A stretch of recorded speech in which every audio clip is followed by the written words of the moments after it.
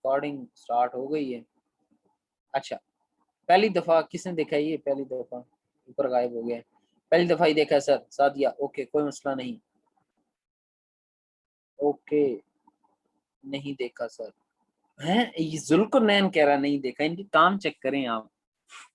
जुल्करनैन, तुम्हें तो मैं फिर मैंने कहा ना, मैं तुम्हें अलग से पढ़ाऊंगा हिस्ट्री। सर मैंने पोर्चुगल को काफी अरसे तक साउथ अमेरिका की कंट्री में समझता आया हूँ। चलें कोई नहीं, मुझे क्या समझ आनी है, इट्स ओके। शेब ने तो देखा हुआ है, शेब शेब भाई ने देखा होगा। चलो इसको हम समझा देते हैं। एक काम करता हूँ, फिर मैं आपको ना वर्ल्ड मैप दिखा देता हूँ, आपको पता तो लगे ये यूरोप है किधर फिर रहा। ऐसे ही है। ठीक है, मैं एक दफा आपको वर्ल्ड मैप की एक स्लाइड आपको दिखा देता हूँ, ताकि आपको समझ आए कि भाई सिस्टम चल क्या रहा है। ऐसे ही है, पता लगे पूरी राग हमने बोलते रहे हैं और आपको कहें कि यार मास्टर क्या बोलता रहा है। मास्टर एम ही करता रहता है। अच्छा जी, अच्छा जी।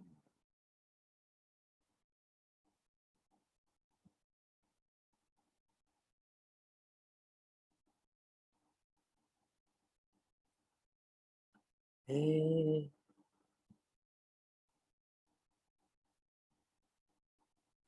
करूं से करूं। हाँ स्क्रीन। अच्छा चलें, आप लोगों को कुछ को तो पता होगा, मैं उनके लिए कहना चाह रहा हूँ जो जरा ना सर जीशान ने कल कराया था। गुड है, बहुत अच्छी बात है ये तो। लेकिन कुछ जो है ना, मैं अभी स्क्रीन शेयर कर देता हूँ। मैंने ना इसलिए बंद कर दी थी स्क्रीन, में ना वो हिस्ट्री से निकाल। ले जी, अब आपको नजर आ रहा होगा वर्ल्ड मैप। ठीक है, नजर आ रहा है।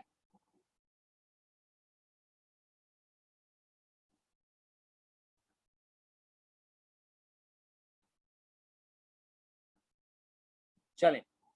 अच्छा, ये देखें कि ये जहां पर मेरा कर्सर है, ये पाकिस्तान है। ठीक है, यहां से हम इसको बेस बनाते हैं और सारी दुनिया को जरा समझने की कोशिश करते हैं। ये पाकिस्तान है। ठीक है, ये साथ में इंडिया है। ये हमारे वेस्ट में जो हम मोहल्ले वकू पढ़ते हैं, ये अफगानिस्तान है। यानी कि ये सारा एशिया का इलाका है। ये चाइना रहा, मंगोलिया, काजाकिस्तान, रशिया। ये जो है ये वाला, ये अफ्रीका का कॉन्टिनेंट है। ठीक है, ये पूरा, ये यहाँ से पट्टी को अलग करके ना ये देखें, ये सारा क्या है? अफ्रीका। ठीक है, ये है यूरोप। इस वक्त हमने इसको जूम किया हुआ है, इस इलाके को। ठीक है, ये सारे रशिया का कुछ पार्ट। ठीक है, और ये ऑटोमन एम्पायर का सारा, टर्की वाला, इराक, ये सारी, ये सऊदी अरब छोड़ दें, टर्की से ये सारा। ठीक है, ये अफ्रीका का जरा वर्ड भी आपको नजर आ रहा होगा उस मैप के अंदर। ठीक है, ये हमने ये एरिया जो है हमने देखना है और इसकी हिस्ट्री हमने पढ़नी है। ठीक है, यहाँ पर इसके वेस्ट में, यूरोप के वेस्ट में आप देखें तो आपको अमेरिका नजर आता है, कनाडा नजर आता है, मैक्सिको है। ठीक है, ये आपका साउथ अमेरिका है, सारा का सारा, Venezuela, Colombia, Brazil, Bolivia, Chile, Argentina, Peru. ये सारे जो हैं वो साउथ अमेरिकन कंट्रीज हैं। ये है आपका सेंट्रल अमेरिका और ये नॉर्थ अमेरिका, जिसमें यूएस और आपका कनाडा आता है। ठीक है, ये आपका जो है वो एशिया है सारा। ठीक है, ये अफ्रीका है। ये यूरोप है जिसकी हमने पढ़नी है, ये यूरोप है ये वाला सारा। Poland, Ukraine, Germany, Italy, France, Spain, Portugal. ठीक है जी, United Kingdom, Norway, Sweden, Finland, Iceland. ठीक है, ये सारा रशिया कुछ ऐसा। ये सारी चीजें जो है ना वो आपकी यूरोप की, ये हमने पढ़ना है। ठीक है, अब आपको समझ आया होगा। अब मैं वो वाली स्क्रीन शेयर करता हूँ जो हमारे स्लाइड वाली। ठीक है, अब आप जूम इन हमने कर लिया है और इस एरिया पे जूम इन कर लिया है, जो कि इस वक्त आपके सामने नजर आ रहा है। वो जो मैंने बताया था कि अफ्रीका से ऊपर है, अफ्रीका के नॉर्थ में ये इलाका है यूरोप का।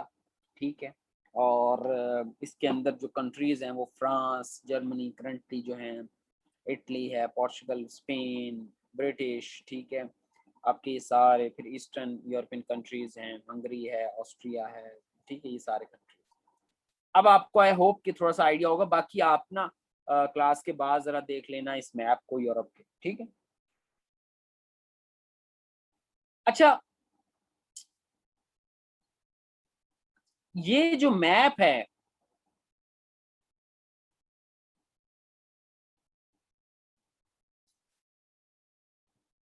इसके अंदर मैंने बताया कि फ्रांस और बाकी कंट्रीज के अंदर एक चीज बड़ी कॉमन थी, और वो ये थी कि यहाँ पर 3 तरह की क्लासेस थी।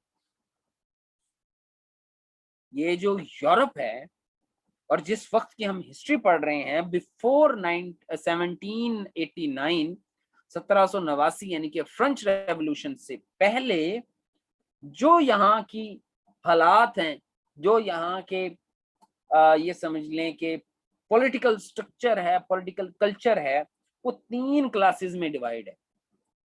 पहली क्लास आपकी क्लर्जी जो है वो थी, ये जो प्रीस्ट वगैरह थे, इनकी बड़ी पावर होती थी, ठीक है, ये क्लर्जी क्लास उसको कहते थे। ये सबसे हाईएस्ट लेवल पर होते थे। जिस तरह ये हिंदुइज्म के अंदर है ना, वो 4 क्लासेस हैं, उन्होंने सोसाइटी को डिवाइड किया हुआ है, उन्होंने कलर की बेस पे किया हुआ है, इन्होंने जो है वो कलर की बेस पे नहीं किया हुआ, क्योंकि वो सारे ही गोरे हैं, ठीक है, अनचर्चमैन जो है सारे ही तो इन्होंने अपने इकोनॉमिक रिसोर्सेज की बेस पर डिवाइड किया हुआ था सोसाइटी को। हिंदुइज्म की जो सोसाइटी है, वैदिक सिविलाइजेशन जो है इंडिया के अंदर, वो कलर की बेस पर डिवाइड है। ये जरा इकोनॉमी के लिहाज से डिवाइड, कलर जी सबसे ऊपर है। सेकंड नंबर पर नोबेलिटी, नोबल क्लास उसको कहते थे, नोबेलिटी यूज करते थे वर्ड। वो क्लास जो उमरा की थी, वो स्पिरिचुअल तो नहीं थे लेकिन वो बहुत बड़े बिजनेसमैन हुआ करते थे, वो है। और तीसरी क्लास जो है वो आपकी जर्नल है, उसके अंदर आम आदमी आता है, उसके अंदर आपकी मिडिल क्लास भी आएगी और उसके अंदर आपकी लोअर क्लास भी है। ये 3 क्लासेस जो है ना, ये डिवाइड हुई थी ओवरऑल। अब यूरोप जो है वो ज्यादातर तो मोनार्क्स के अंदर डिवाइड था, यानी कि मोनार्की सिस्टम था। मोनार्क्स थे, किंग्स थे, क्वींस थी, प्रिंसेस थे, प्रिंस थे, ठीक है, इस तरह का सिस्टम चल रहा होता था। यहाँ भी हम देखेंगे भी कि कंट्रीज के अंदर डिफरेंट मोनार्क्स बैठे थे, चाहे वो रशिया है, चाहे वो क्रोएशिया है, चाहे वो ऑस्ट्रिया है, ऑस्ट्रिया हंगरी एम्पायर है, चाहे वो स्पेन का है, ठीक है, चाहे वो फ्रांस का है। और जो बेसिक सिस्टम चल रहा होता था वो ये होता था कि फ्यूडल सिस्टम जिसको हम कहते हैं, कि बड़े बड़े जागीरदार जो हैं वो रूल कर रहे होते थे, और जो कॉमन फार्मर था, जो छोटा बहुत ऐसे किसी की थोड़ी बहुत जमीन हो और वो अपनी जमीन के अंदर काम करता हो, या बहुत बड़े लैंड ऑनर की जमीन पर काम करता हो, वो कॉमन पर्सन उसको हम कहते थे, उसको हम काउंट करते थे, उसको हम तीसरी क्लास में काउंट करेंगे जर्नल के अंदर, ठीक है। अब सिस्टम ये था कि ये जो प्रिविलेज क्लास है, जो अबव 3 में से जो 2 ऊपर वाली है, क्लर्जी जो है और नोबेलिटी, ये दोनों क्लासेस इनको कहते थे प्रिविलेज्ड क्लास। जिस तरह आज भी हम कहते हैं ना प्रिविलेज क्लास, उस वक्त प्रिविलेज क्लास होती थी। इनका पावर में सबसे ज्यादा शेयर और टैक्स में सबसे कम शेयर, यानी कि टैक्स कौन देगा? गरीब आदमी, छोटा फार्मर देगा, कॉमन पर्सन देगा, एक शॉपकीपर देगा, एक मजदूर देगा, एक जो है वो जॉब करने वाला बंदा देगा, वो टैक्सेस देगा। और ये जो प्रिविलेज क्लास है ये टैक्सेस से फारिग है।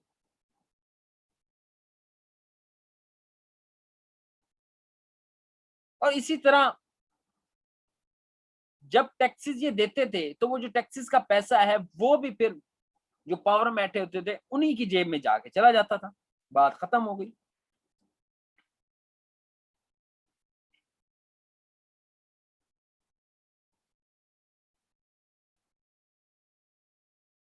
अच्छा, रिलीजियस जो कंडीशन थी वो कुछ ऐसे थी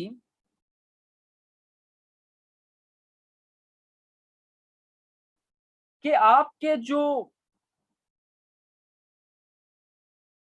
नॉर्दर्न यूरोप है, खास तौर पे ब्रिटिश को अगर हम देखें, ये वाला एरिया है, यहां पर प्रोटेस्टेंट काफी सारे थे। प्रोटेस्टेंट असल में एक ये समझ लें कि एक वेव थी अगेंस्ट द कैथोलिक जो चर्च है, जो कॉमन कंजर्वेटिव चर्च है, ठीक है, उसके खिलाफ एक वेव थी। और वो ब्रिटिश के अंदर चली थी। वहां पर हमें जाने की कोई जरूरत नहीं है, अगर आपको वो है इंटरेस्ट है तो आप जरूर उसको पढ़ लीजिएगा। प्रोटेस्टेंटिज्म भी इसको हम कहते हैं। तो प्रोटेस्टेंट एक रिलीजियस आइडियोलॉजी थी, जिस तरह हमारे यहाँ सेक्ट है ना, वैसे इसी तरह चर्च, ये जो क्रिश्चियनिटी है इसके अंदर भी काफी सारे सेक्ट हैं। तो ये एक तरह का सेक्ट है जो कि नॉर्दर्न यूरोप के अंदर हमें मिलता है, प्रोटेस्टेंट। ये जरा थोड़े से लिबरल से होते हैं, और जो बेसिक ये समझ लें कि कंजर्वेटिव और खास किस्म का कोड ऑफ एथिक्स जो एक रिलीजन के अंदर होता है, उससे जरा थोड़ा सा ये बाहर निकल के सोचते हैं। प्रोटेस्टेंट लफ्ज इसको देखें आप, तो ये एक किस्म का कैथोलिक के अगेंस्ट प्रोटेस्ट था, वहां से क्लास बनती। फिर आपका जो पोलैंड वगैरह है, जहां पर रोमन कैथोलिक ये मिलता है हमें। सेंटर के अंदर हमें अगेन स्विट्जरलैंड जैसे है, यहाँ पर स्विट्जरलैंड है, यहाँ पर ये जो एरिया ना, ये वाला एरिया जहाँ पर मेरा कर्सर है, ठीक है, ये लाइट ब्राउन सा है, ये वाला एरिया, ये यहाँ पर स्विट्जरलैंड। तो ये वाला, ये भी प्रोटेस्टेंट्स होते थे, ठीक है, लेकिन इनकी को बहुत ज्यादा अहमियत नहीं होती थी। और आपके रशिया और बाल्कन्स के एरिया वाले, यहाँ पर अब ये नहीं, यहाँ पर ना 3 स्टेट बनेंगी फ्यूचर के अंदर, हम देखेंगे, ठीक है, थानिया और एस्टोनिया, और एक और स्टेट है, ये 3 इसको बाल्टिक स्टेट्स कहते हैं।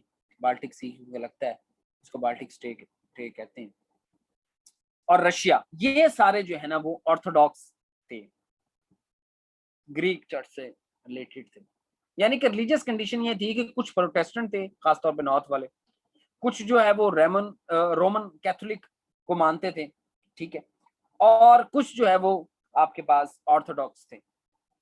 वो खास तौर पे ऑर्थोडॉक्स जो चर्च सिस्टम है ग्रीक का फॉलो करते थे, वो रशियंस ज्यादातर थे।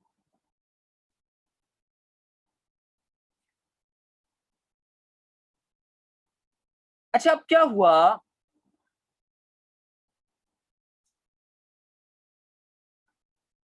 अब जर्मनी के अंदर हम जरा देखते हैं कि जर्मनी के अंदर उस वक्त क्या हालात थे, और फिर हम मूव करते हैं अपने फ्रांस की तरफ, जिसको हम देखेंगे। और हमारा जो हिस्ट्री का बहुत सारा पोर्शन है, अर्ली पोर्शन जो है वो हमारा फ्रांस की प्रिज्म से देखेंगे हम यूरोप को।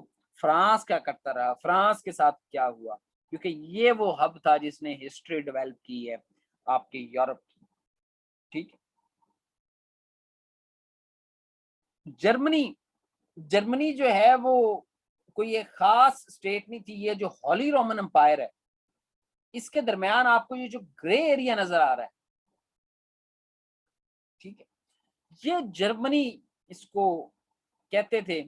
और ये जो किंगडम ऑफ प्रूशिया आपको नजर आ रहा है, ये जो इसके नॉर्थ में, ये इसका पार्ट था, लेकिन फिर वॉर्स होती रही रशिया की तरफ से, ऑस्ट्रिया हंगरी की तरफ से, तो ये अलग हो गया।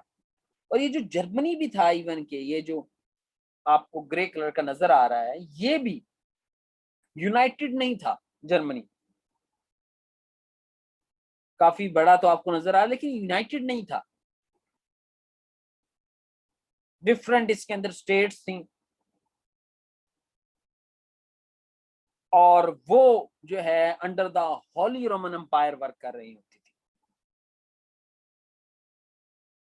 और आपको पता है कि ये जो होली रोमन एम्पायर का टाइटल होता था ना, टाइटल मतलब इसका जो हाईएस्ट प्रीस्ट होगा वो किसी ना किसी कंट्री से होता था। इसका मतलब ये है कि होली रोमन एम्पायर का ताज उस कंट्री के पास है।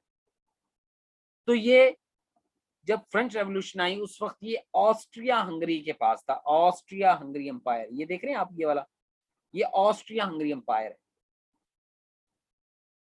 इस एम्पायर का बंदा जो है वो हाईएस्ट प्रीस्ट था उस वक्त।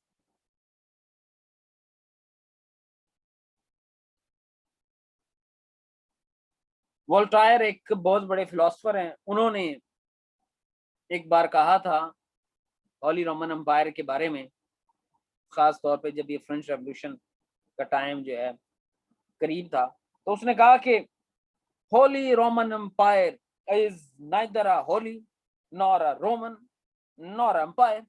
ना ये होली है, ठीक है, जो इसके काम है, ना ये रोमन है क्योंकि ये रोमन का तो है ही नहीं, और ना ये एम्पायर है क्योंकि ये एक किसी एक उसका नहीं है कि ऑस्ट्रिया का हो या क्रोशिया का हो या जर्मनी का हो या फ्रांस का हो। ये तो डिफरेंट कंट्रीज को लेकर चल रहा है, रूल करता है।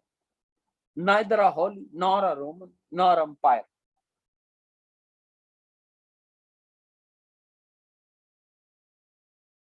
मोस्ट ऑफ द जो इसके ये समझ लिया अफेयर्स होते थे ना, वर्किंग, वो ऑस्ट्रिया और जर्मनी की जो डिसयूनाइटेड छोटी छोटी स्टेट्स थी वो लेकर चलती थी इसको, ठीक है। अब है जी आपका प्रोशिया, ये वाला एरिया, ये हम देखेंगे फ्यूचर के अंदर ना, जब हम पढ़ेंगे ना जर्मन की यूनिफिकेशन। और एक बिस्मार्क बॉय था बड़ा इंपॉर्टेंट, उसने कैसे इस ये टूटी फूटी जर्मनी को कैसे उसने प्रोशिया के साथ अपने आप को इकट्ठा किया और एक बहुत बड़ी जर्मन स्टेट बना दी, ठीक है। लेकिन करंटली जब हम हिस्ट्री को देख रहे हैं 1789 के अंदर, तो प्रोशिया एक अलग स्टेट है, एक अलग किंगडम है।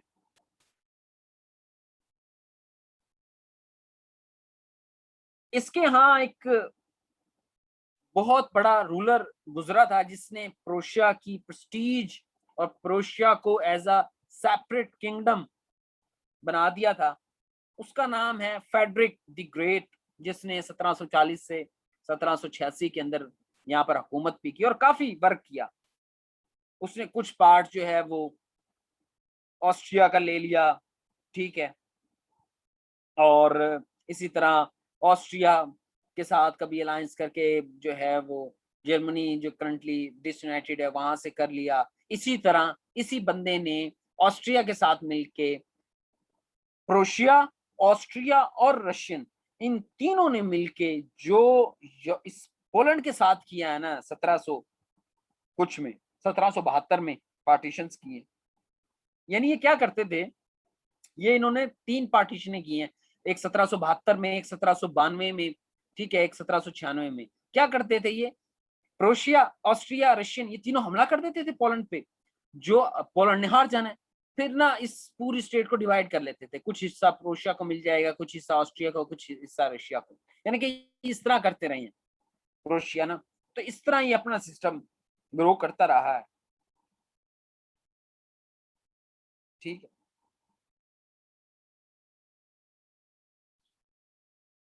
फिर इस प्रोशिया ने जो इसका अलाई भी था ऑस्ट्रिया, लेकिन उसको ये भी नजर आता था कि यूरोप के अंदर अगर मैंने पावरफुल रहना है और अपनी किंगडम को बचाना है तो मुझे ऑस्ट्रिया को जरा देखना होगा और ऑस्ट्रिया के ऊपर चेक लगाना होता। ये समझिए एक राइवलरी थी between the Prussia and the Austria Hungary empire, ठीक है। और आपका जो प्रोशिया है उसने फिर, हिस्ट्री कहती है कि उसने फिर जर्मन की जो डिसयूनाइटेड स्टेट्स थी, कौन से कंट्रीज, मोहिब अली कौन से कंट्रीज आप कह रहे हैं, पोलैंड वाले, जिसने पोलैंड के ऊपर अटैक किया। पोलैंड के ऊपर ये जो आपको ऑस्ट्रिया नजर आ रहा है, ये ऑस्ट्रिया हंगरी एम्पायर, इसने किंगडम ऑफ प्रोशिया और रशिया, ये तीनों इसके ऊपर, ये जो ग्रीन कलर का है ना, सी ग्रीन कलर का, ये पोलैंड का, इसके ऊपर हमला करते थे और कुछ पार्ट क्रोएशिया ले जाता था, फिर ऑस्ट्रिया ले जाता था, फिर रशिया के पास आ जाता था। फिर ये 1772 में पहली दफा किया इन्होंने, फिर 1792 में, यानी कि इस तरह ये अपनी पॉलिटिक्स यहाँ पर कर रहे होते।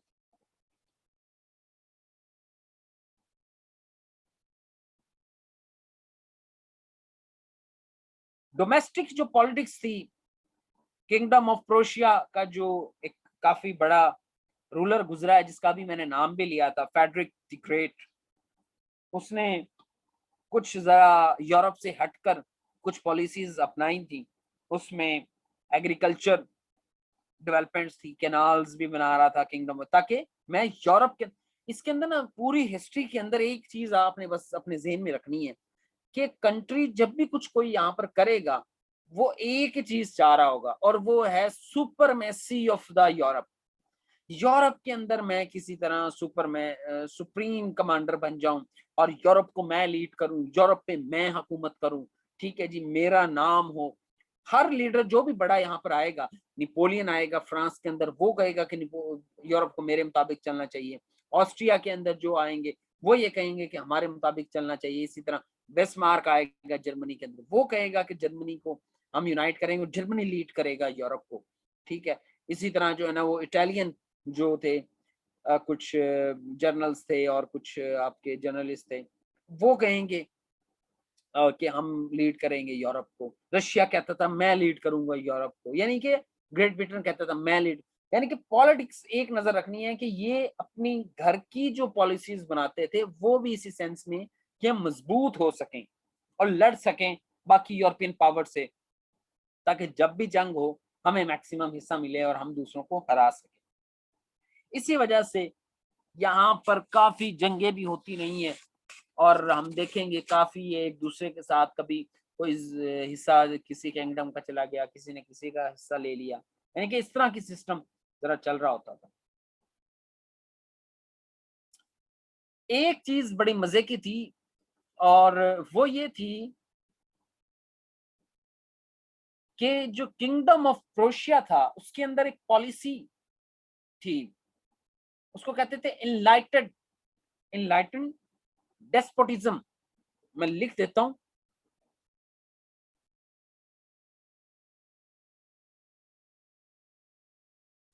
Enlightened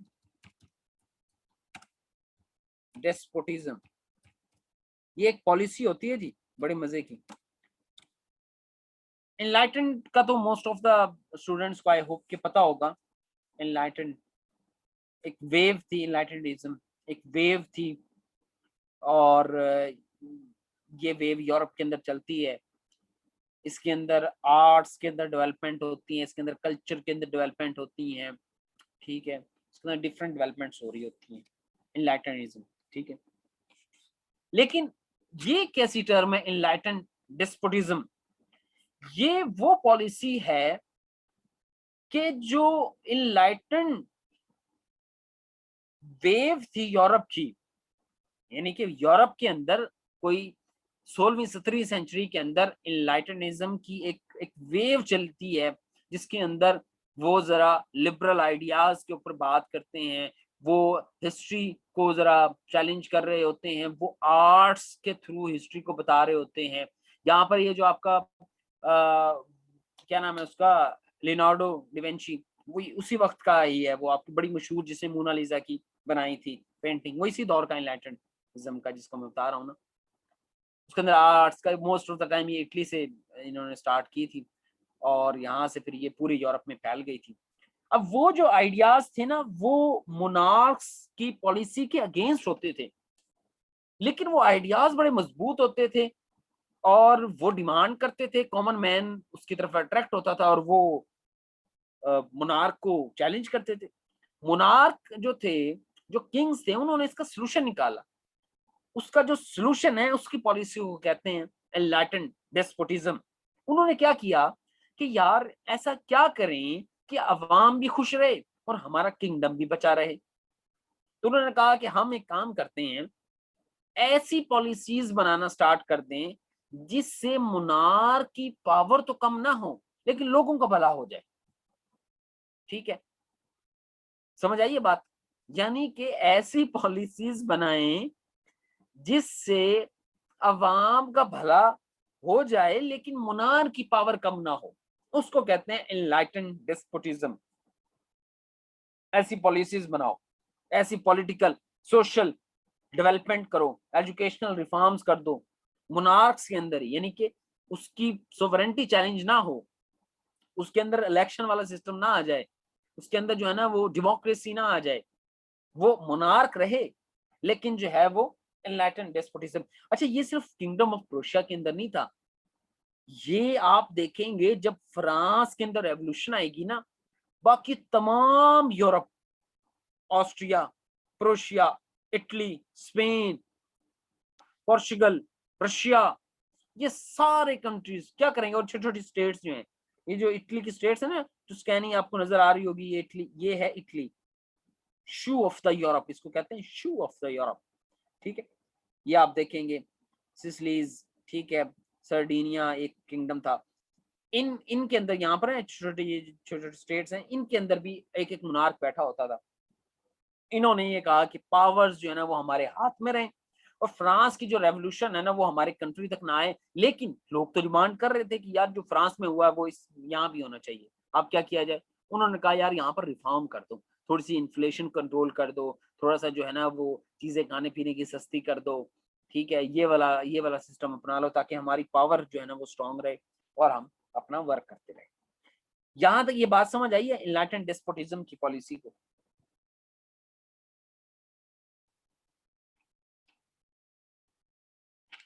good.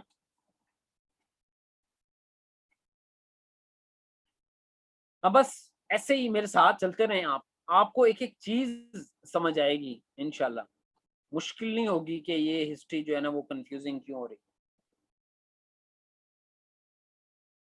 ये जो फेडरिक द ग्रेट था, 1786 में ये बॉय मर गया था।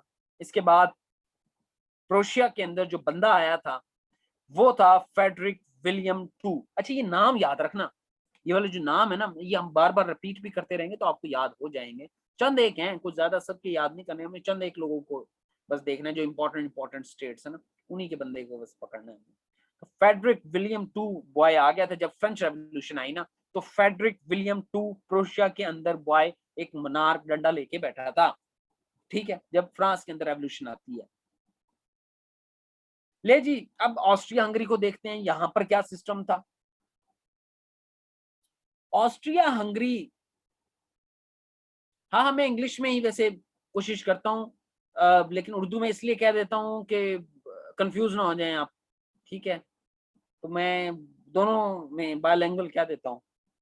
1786, मैं आपको दोबारा डेट बता देता हूँ, 1740 से लेकर 1786 तक आपका फेडरिक द ग्रेट रहा प्रोशिया का किंग। उसके बाद जब वो मर गया और फ्रांस की रेवोल्यूशन आई, तो उसका एक बॉय दूसरा किंगडम ऑफ प्रोशिया के अंदर बैठा था, उसको कहते थे फेडरिक विलियम टू। उसने फिर रूल किया जब फ्रांस की रेवोल्यूशन आई हुई थी।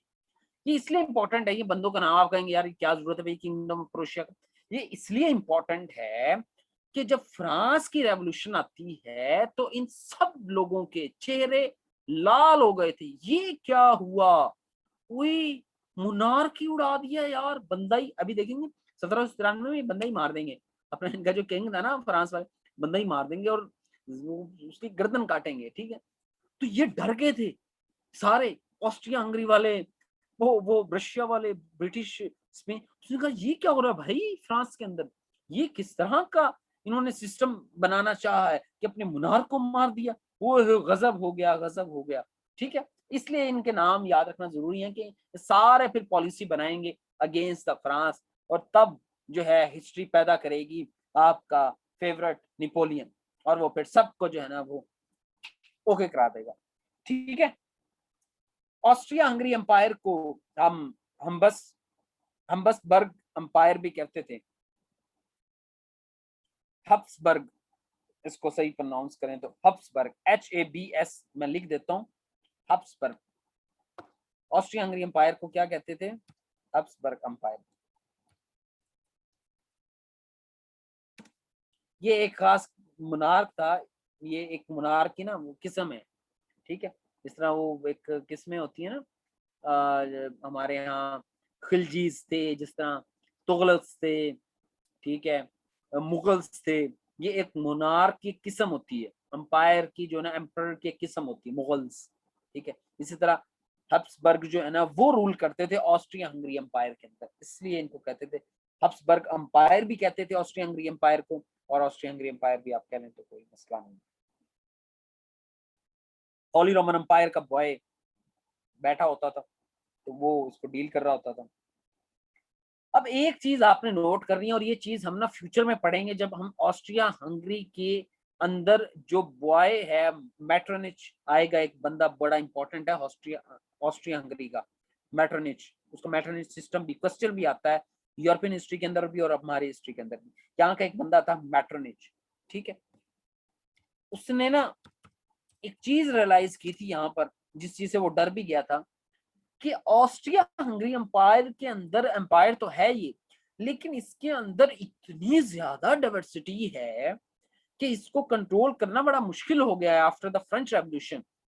इसके अंदर आप देखें कि इसके अंदर हंगेरियंस भी हैं, ऑस्ट्रियंस भी हैं, ठीक है जी, नेदरलैंड्स के कुछ लोग यहाँ पर रहते थे, ठीक है जी, मेगर्स भी थे, सर्ब्स भी थे, चिकोस्लोवाकियंस भी थे, डिफरेंट, ये जो आज कंट्रीज आते हैं ना, वो सारे कंट्रीज यहाँ पर हैं, Czechoslovakia, Austria, Bosnia, shrubs, Kosovo, ये सारे कंट्रीज यहाँ पर हमें नजर आते हैं, ठीक है, डिफरेंट नेशनैलिटीज के। तो जब ये ऑस्ट्रिया हंगरी एम्पायर था ना, उस वक्त भी अपने आप को ना, ऑस्ट्रिया हंगरी एम्पायर के अंदर वो लोग डिफरेंट लिंग्विस्टिक्स के अपने आप को बड़ा अजीब महसूस करते थे, और इसी वजह से ऑस्ट्रिया हंगरी एम्पायर बाद में टूट भी जाएगा। इसके अंदर बहुत ज्यादा डाइवर्सिटी थी, बहुत ज्यादा लिंग्विस्टिक थी। जिस तरह जर्मन के अंदर ये आपको कम नजर आएगा, फ्रांस के अंदर ये कम नजर आएगा, ब्रिटिश के अंदर ये कम नजर आएगा, इसी तरह ये जो बाकी स्टेट्स हैं इनके अंदर कम नजर आएगी जितनी डाइवर्सिटी हब्सबर्ग जो है ना उस अंपायर के अंदर थी। यहाँ पर आपकी प्यारी मैरिया थेरेसा जो है वो रूल करती हैं, बड़ा उसका इम्पोर्टेंट रूल है, बेस्ट रूलर उसको कहते हैं जी ऑस्ट्रिया हंगरी वाले, के हमारे दौर की बहुत जबरदस्त रूलर थी, मान लेते हैं जी इनकी बातें। वैसे तो हमें नहीं पता कि क्या करते रहे हैं ये लोग, ठीक है, लेकिन मान लेते हैं वो कहते हैं बड़े अच्छे रूलर थे। 1780 जो है ना वो रूल किया इसने। मारिया मेरे ख्याल से दो बैठी हैं यहाँ पर, वो दोनों खुश हो जाएं कि उनकी तारीफ हो गई है, उनके भी नाम की कोई हिस्ट्री में खातून गुजरी है और उन्होंने बड़ा काम किया है, रूल किया है जी हब्सबर्ग एम्पायर में, और बड़े लोग इनको जो है वो एहतराम करते थे, बड़ी जबरदस्त रूलर थी, ठीक है। इसके बाद क्योंकि ये वाला रूलर जो है ना, ये जाहिर है फ्रेंच रेवोल्यूशन के टाइम तो ये नहीं थी अवेलेबल, इस वजह से कि ऊपर चली गई थी, मर गई, खलास खत्म। तो इनके फिर जो इनको सक्सीड किया वो थे जोसेफ टू। जोसेफ टू जो हैं, मैं आपको बता रहा हूँ कि ऑस्ट्रिया हंगरी का जो बंदा होता था ना, जो एम्परर होता था, जो इसको लीड कर रहा था इस एम्पायर को, वो हॉली रोमन एम्पायर को भी लीड कर रहा होता था। अच्छा, हॉली रोमन एम्पायर को लीड करने का मतलब ये है कि दुनिया के कैथोलिक चर्च का वो फादर है, ये समझ लें, अगर वो मैरी है तो वो मदर है, यानी कि इतना इंपॉर्टेंट है ऑस्ट्रिया हंगरी के बॉय को देखना, समझना और उसकी उसका नाम याद करना। क्यों? क्योंकि ये हॉली रोमन एम्पायर को लीड कर रहा होता था, जो ऑस्ट्रिया हंगरी का, तो उसका नाम है जी जोसेफ टू। जब फ्रेंच रेवोल्यूशन आई तो जोसेफ टू बॉय ऑस्ट्रिया हंगरी के अंदर बैठा था और उसने जो है वो लीड किया। ये भी वैसा ही था, इसकी भी पॉलिसीज वैसी ही थी जैसे कि किंगडम ऑफ प्रोशिया की थी। क्या? इनलाइटेंड डेस्पोटिज्म, ये वर्ड याद रख लें, ये बहुत यूज होने वाला है, ठीक है जी। ये पॉलिसीज जो है ना वो बड़ी इसके अंदर जो है ना वो, अब आप ये वर्ड लिखते हैं तो इसका मतलब यह कि आप वो सारी बात कह गए हैं जो कि फ्रांस के अलावा सारे countries after the French revolution अपना रहे थे, तो उसको हम कहते हैं इनलाइटेंड डेस्पोटिज्म, ठीक है। तो आप इस चीज को समझ लेंगे तो आपकी किस्मत जो है वो आसान हो जाएगी जिंदगी, ठीक है। कोई बातें समझ आ रही हैं या एਵੇਂ ही तुम लोग कह रहे हो कि ले ये टीचर जो है ना वो पागल हो गए, पता नहीं कौन सी हिस्ट्री पढ़ा रहा है।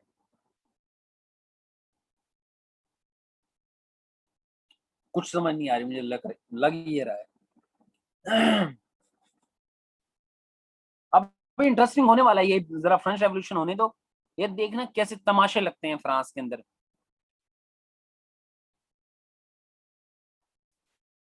फ्रांस के अंदर तो देखना ऐसे ऐसे, तो आपको कहेंगे हमारी तो कुछ भी नहीं है, हमारा तो बड़ा जो माहौल चल रहा है पाकिस्तान के अंदर, जो कुछ उधर उतर रहा है। ठीक है, तो आप कहेंगे हमारे यहाँ तो बड़ी स्टेबिलिटी है, खुश हो जाएंगे आप ये हिस्ट्री पढ़ के ना, वो अमन है, चिल है, अभी बहुत साल है पाकिस्तान को ठीक होने, चिल करो अभी।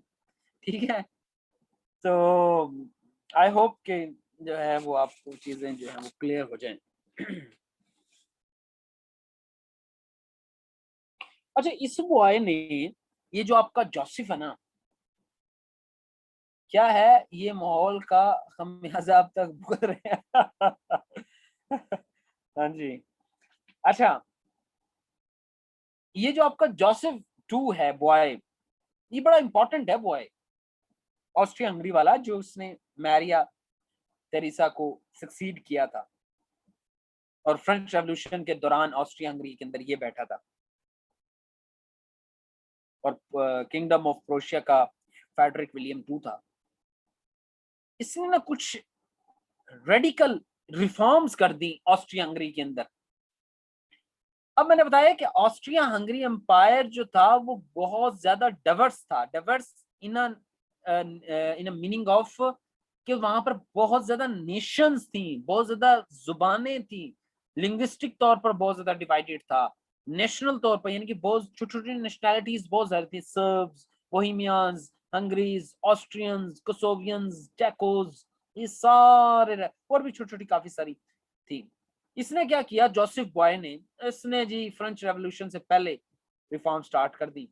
इसने कहा यार इसको ना, डर मुझे ये है, और फ्रेंच रेवोल्यूशन के अंदर भी इसको काबू रखा कि यार ये ना बिखर ना जाए मेरा ऑस्ट्रिया हंगरी एम्पायर, क्यों ना हम इसको इकट्ठा करें, सेंट्रल पॉलिसी अपनाएं। वैसे तो मोनार्क अपनाते तो यही थे, लेकिन उन्होंने कहा मजीद रेडिकल सेंट्रल पॉलिसीज अपनाएं, सेंट्रलाइजेशन करें।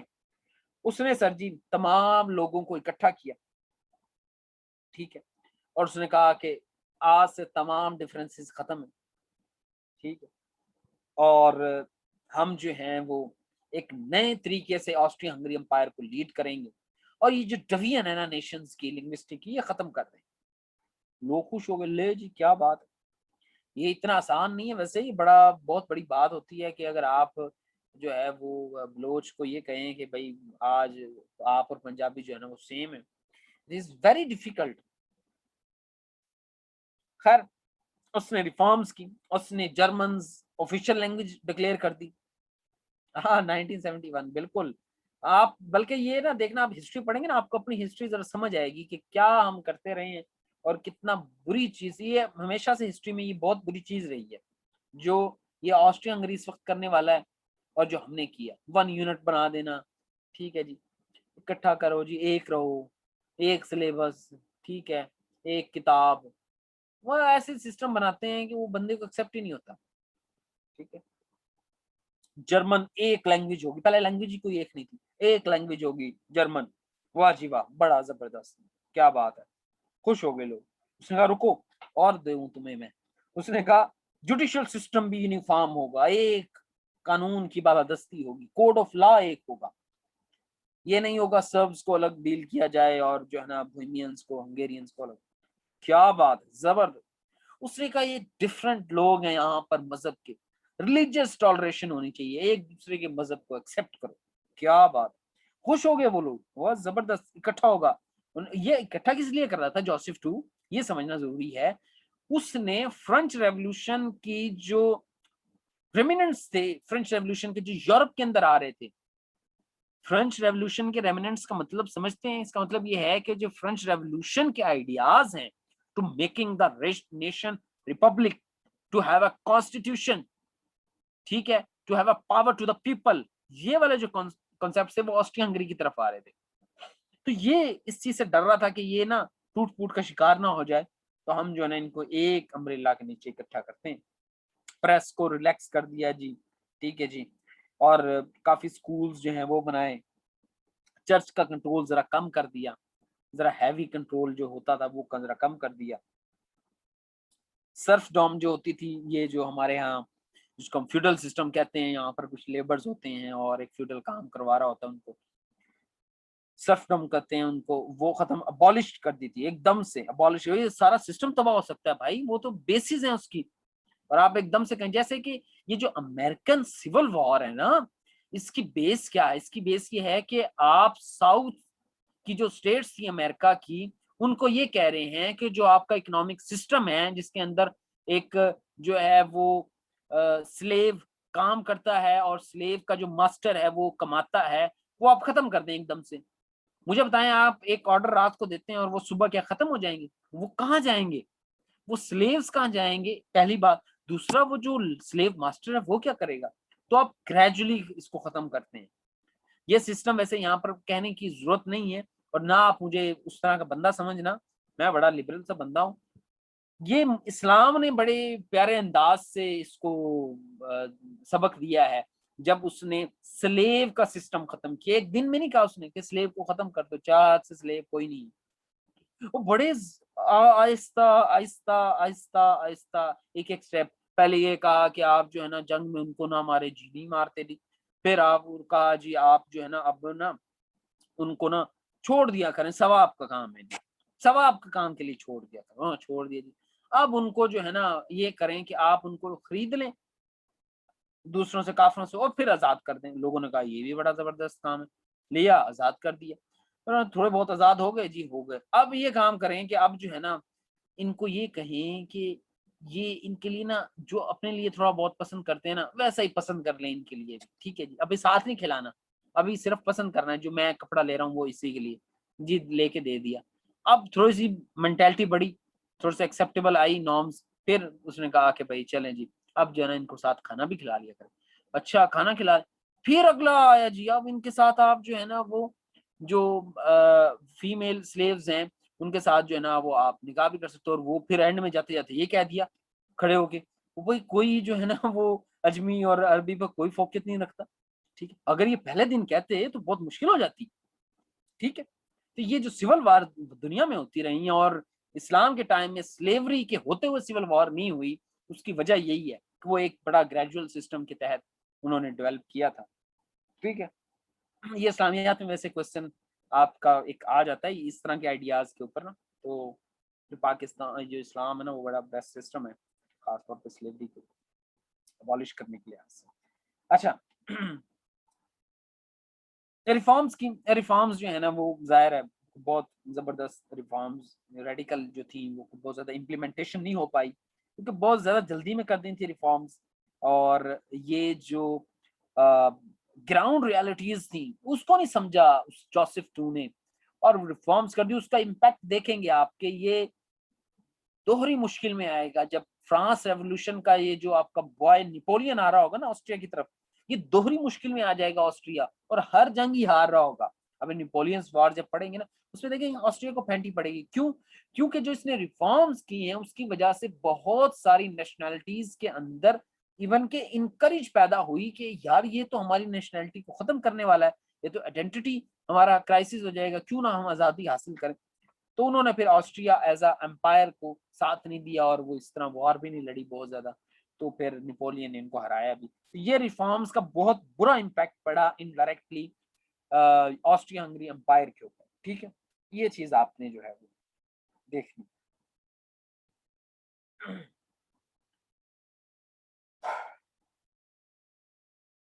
कोई बात यहाँ तक समझ आई है, ये नहीं आई?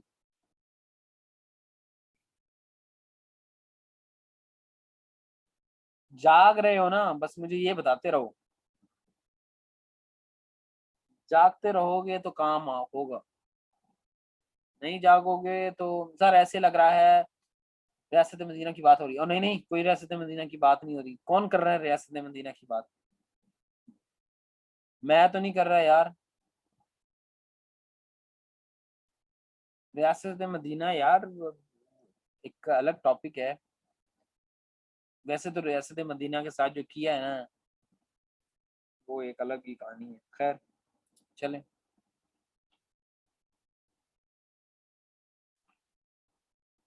ले जी, अब रशिया की तरफ मूव करते हैं। और रशिया को देखते हैं कि यार ये क्या करता रहा है, यहाँ पर क्या सिस्टम था, कौन है वो लोग जो रशिया के अंदर रूल करते रहे। रशिया सर जी यूरोप का वो हिस्सा है, इवन के फ्रांस की रेवोल्यूशन के टाइम भी 1789 के अंदर भी ये वो जगह है जिसमें सबसे देर बाद डेवलपमेंट हुई है।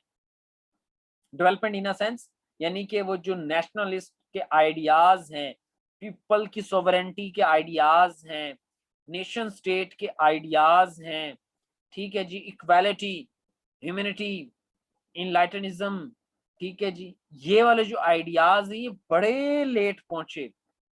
वो एक किसके बारे में ना कहावत की जाती थी कि एक फ्रांसीसी जो है ना, जब फ्रांस की रेवोल्यूशन आई वो चला, उसने ये सारा होली रोमन एम्पायर का जो एरिया यहाँ से क्रॉस करते हुए, प्रूशिया से क्रॉस करते हुए, पोलैंड से क्रॉस, रशिया जब पहुंचा वो परेशान हो गया भाई कि लोग आज भी जो है वो उसी टेक्नोलॉजी से वर्क कर रहे हैं जो आज से तकरीबन 3-4 सदियां पहले लोग काम कर रहे होते थे। यानी कि यहाँ पर इंडस्ट्रियल रेवोल्यूशन के जो आइडियाज थे वो भी लेट आए हैं रशियन एम्पायर के अंदर, ठीक है।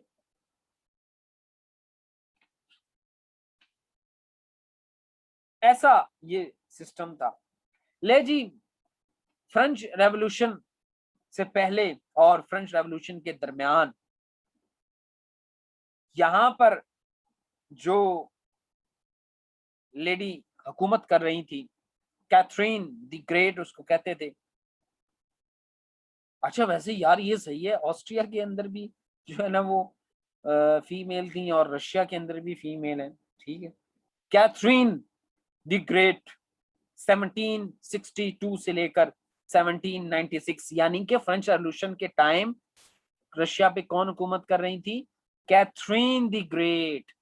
उसका देखना है कि हमने उसने क्या रिस्पांस करेगी फ्रांस की रेवोल्यूशन के दौरान। ये भी एनलाइटन डेस्पोटिज्म की पॉलिसीज को अपना रही थी।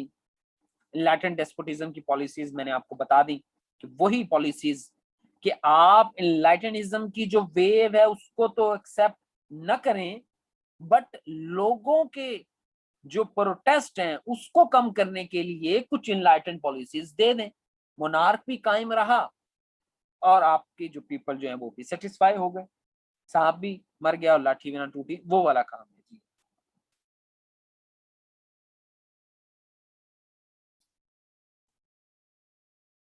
रशिया जो है इसकी एक चीज आप देखेंगे, किसी ने मुसलसल ऑटोमन एम्पायर को जो तंग करके रखा है वो एक ही कंट्री है और वो है जी आपका रशिया, रशियन एम्पायर। इसने सर जी, क्योंकि ये देखें ऑटोमन एम्पायर आपको नजर आ रहा होगा ब्लैक सी के पास, ये सारा तो रशिया और ऑटोमन एम्पायर के दरमियान बहुत ज्यादा छोटी मोटी बहुत ज्यादा जंगे होती रही और बड़ी भी हुई हैं, ठीक है। उसकी वजह ये होती थी कि कभी ऑटोमन एम्पायर रशिया का कोई पार्ट ले लेता था, जिस तरह यूक्रेन है जो आज आजाद मुल्क है अलग, उस वो ले लिया कभी लड़के। कभी ऑटोमन एम्पायर हार गया तो ऑटोमन एम्पायर कैसे, यानी कि आपस में ये लड़ते रहते थे। कभी पोर्ट्स पर लड़ाई होती थी क्योंकि यहाँ बड़ी इंपॉर्टेंट पोर्ट्स हैं। फिर इसलिए भी लड़ाई होती थी कि रशिया इज एक्चुअली, हाँ जी good, actually landlocked country की तरह बिहेव करता है रशिया, क्योंकि उसका जो अपर पार्ट है गुड शेप वो तो बर्फ से ढका रहता है। अब ये निकले कहाँ से अपने शिप को लेकर? या तो एक तरीका होता था समझौता कर लें, समझौता तो ठीक है चल जाता था, लेकिन कोशिश ये होती कि वो इस ये जो एरिया है ना इस्तांबुल वाला, यहाँ पर हुकूमत करे, ताकि ये जो यहाँ पर ये जो आपका ट्रेड रूट है बॉस्फोरस, जो आपका ये समझ लें कि ब्रिज है, वो एरिया बड़ा इंपॉर्टेंट है रशिया के लिए। यहाँ से निकलना है ना शिप, क्योंकि ये वो है जो हॉट वाटर्स हैं यहाँ पर 12 महीने चल सकता है आपका शिप।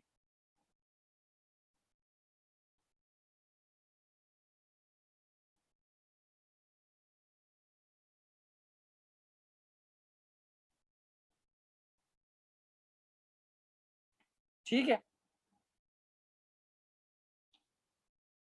फिर पोलैंड की तो मैंने बताया कि ये ऑस्ट्रिया, क्रोएशिया और रशिया मिलके पोलैंड के ऊपर हमला करते रहते थे और पार्टीशन भी करते रहे। एक और चीज है, वो क्वेश्चन हम करेंगे भी, और वो बड़ा कंफ्यूजिंग क्वेश्चन है, लेकिन मैं आपको बड़े आराम से और बड़े डिटेल से पढ़ाऊंगा। वो वैसे बहुत आगे का क्वेश्चन है, लेकिन मैं बता दूं, उस क्वेश्चन का नाम है, वो हमेशा से यूरोपियन हिस्ट्री के अंदर आया, आईआर कोई रखता है तो उसके अंदर वो आता है, हिस्ट्री के अंदर तो वो आता ही आता है। ठीक है, और हाँ बस ये वाले इनके अंदर तो लाजमी आता है, और उस क्वेश्चन को कहते हैं हम eastern question. Eastern question is actually a politics of Russia, Ottoman empire. इनकी पॉलिटिक्स को, इनकी वॉर्स को, इनके आपस में एग्रीमेंट्स को, जिसने इफेक्ट किया यूरोप को, उसको हम कहते हैं ईस्टर्न क्वेश्चन। वो हम अलग से भी पढ़ लेंगे। ठीक है, अभी सिर्फ आपको जरा हिंट दिया था कि आपको उस वक्त वो एक न्यूली थिंग ना लगे। ईस्टर्न क्वेश्चन उसको हम कहते हैं। ये 2020 के अंदर भी आया है हिस्ट्री के अंदर, ईस्टर्न क्वेश्चन के नाम से। What is eastern question? ठीक है,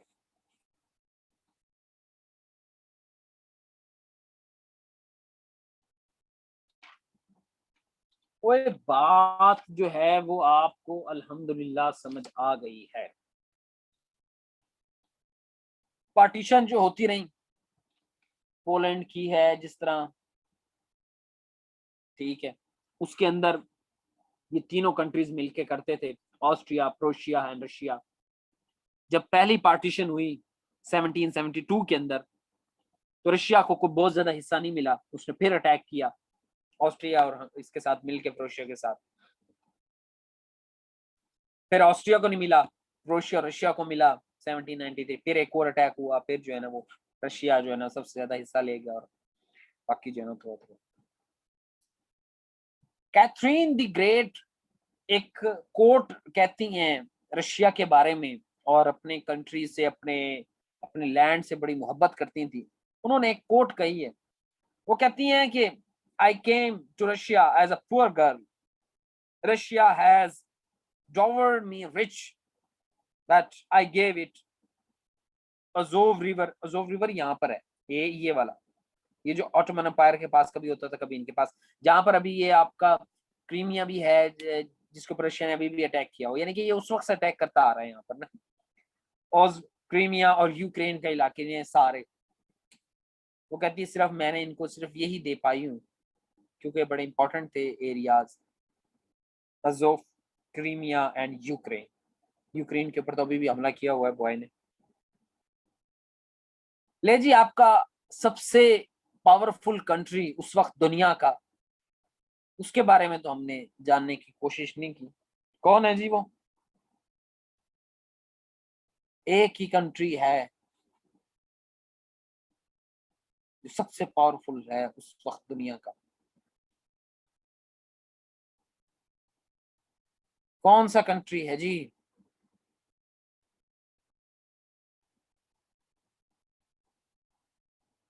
यूरोप के मैप के ऊपर ब्रिटिश, ग्रेट ब्रिटेन, ये वर्ड है मजे का, ग्रेट ब्रिटेन। चेक करें आप, वर्ड चेक करें इनके, great Britain, great Britain. Okay भाई, ठीक है भाई। अच्छा जी, ले जी, आपका किंगडम ऑफ ग्रेट ब्रिटेन, इसके अंदर भी मोनार्क सिस्टम था, इसको कहते थे कॉन्स्टिट्यूशनल मोनार्की। आहा, क्या वर्ड है वैसे। यानी कि ये दोनों चीजें चला रहे हैं, हमें इन्होंने फारिग करा दिया है ऑटोमन एम्पायर 1924 में तोड़ के। ये तो नहीं चल सकता, डेमोक्रेसी आनी चाहिए। आओ भाई, ठीक है, तुम्हारे यहाँ डेमोक्रेसी नहीं है, हम भी चला लेते यार कॉन्स्टिट्यूशनल मोनार्क। अभी भी है वो, अभी भी है। Constitutional monarch. वाह क्या बात है, ये वाला होना चाहिए यार। यानी कि हिपोक्रेसी के फादर्स हैं ये आप समझें, अपने लिए बहुत अच्छा। खैर चलो कोई बात नहीं।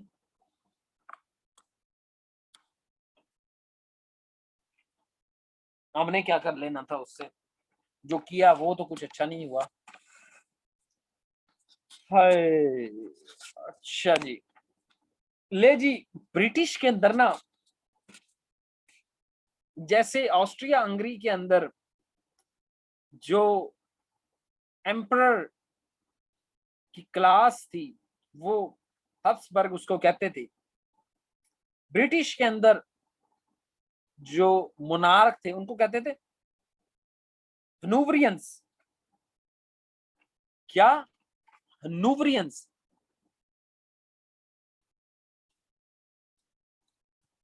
हनूवरियंस ये एक टाइप है मोनार्क की। क्या है ये? एक टाइप है मोनार्क की। ये रूल करते थे।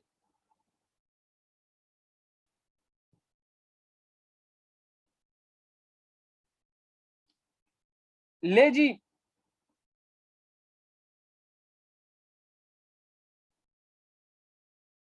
आपका जॉर्ज वन जो है वो बॉय बैठा होता है, जो कि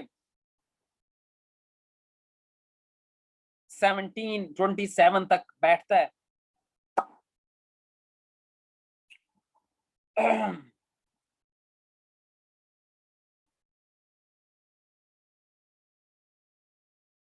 उसके बाद जॉर्ज टू आता है, वो 1727 से 1760। ये बंदा जरा इंपॉर्टेंट है, पहले वाला ऐसे ही था जॉर्ज वन। जॉर्ज टू जो है ना वो इंपॉर्टेंट है, इसने जरा थोड़े से काम भी किए हैं, ये जरा आपने समझने हैं इंग्लैंड वाले।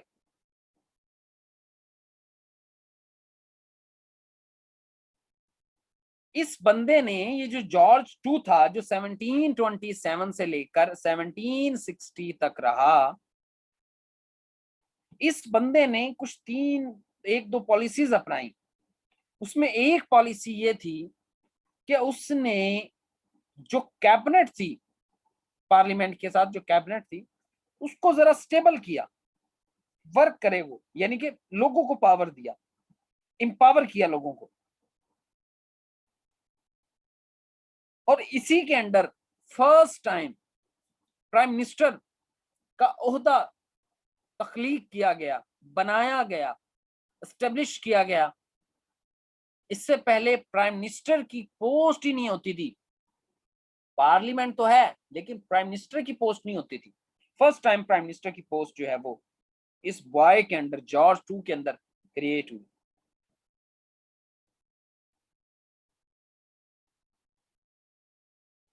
फिर ये ऊपर चला गया, मर गया, टाटा बाय बाय। इसके बाद जॉर्ज थ्री आ गया, सिंपल।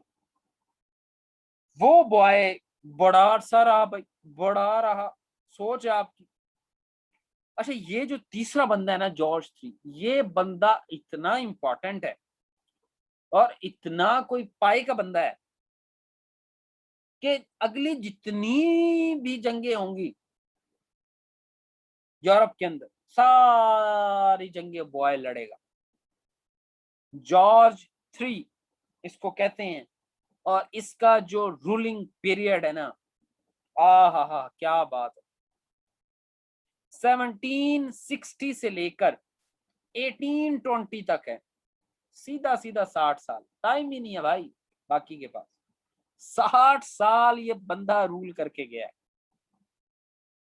1760 से लेकर 1820 तक।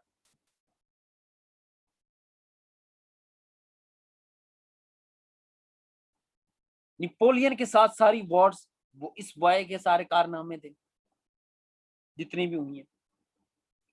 यूरोप का मैप चेंज करना है, कांग्रेस ऑफ वियना हम पढ़ेंगे।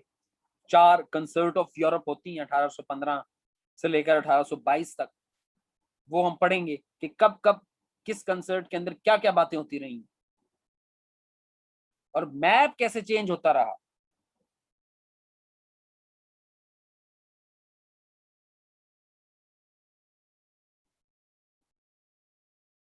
यही वो टाइम है जब अमेरिका के अंदर इंडिपेंडेंस की मूवमेंट ही चलती है। उस वक्त अमेरिका वैसे कब आजाद हुआ है, ये शुएब भाई आपने नहीं बताना, आपकी यूएस हिस्ट्री थी इसलिए मैं आपको आपने नहीं बताना। यूएस हिस्ट्री वाला अलाउ नहीं है, वैसे जनरल नॉलेज वाला अलाउ है। कब हुआ है आपका America Azad, war of independence America कब मनाता है? 1776, 1776, यस 4 जुलाई 1776। इसी टाइम में वो आए कि जॉर्ज थ्री उस वक्त यहाँ पर किंग था। अच्छा एक चीज मैं आपको, आप वैसे इसको ना क्वेश्चन करना, मैं वैसे हिंट दे देता हूँ। What is the reason, what is the reason कि हम फ्रेंच रेवोल्यूशन को in the subject of politics बहुत ज्यादा इंपॉर्टेंस देते हैं, लेकिन उससे पहले एक और रेवोल्यूशन आ चुकी होती है, दैट इज अमेरिकन रेवोल्यूशन, उसको हमने इतनी इंपॉर्टेंस नहीं दी। इसकी क्या वजह है?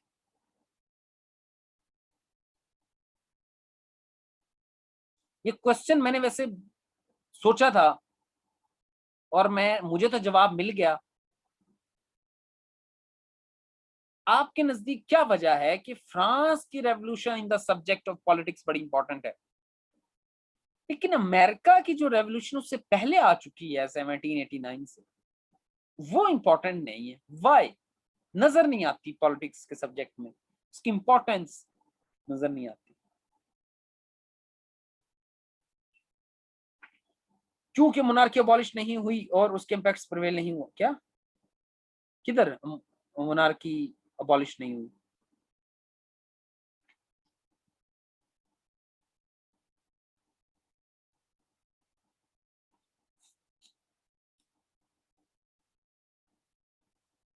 कोई नहीं, ब्रिटेन की नहीं कह रहा मैं, मेरा क्वेश्चन नहीं समझे, फिर मेरा क्वेश्चन नहीं समझे क्या? एक मिनट ये क्या बातें चल रही है? क्योंकि मोनार्की अबॉलिश नहीं हुई और उसके इम्पैक्ट्स प्रिवेल नहीं हुए।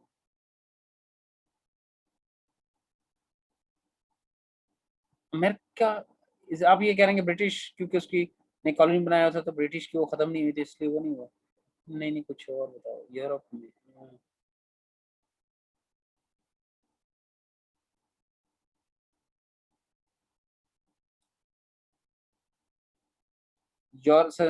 बोस्टन टी पार्टी हुई है और फिर सिविल वॉर स्टार्ट हुई यूएस में।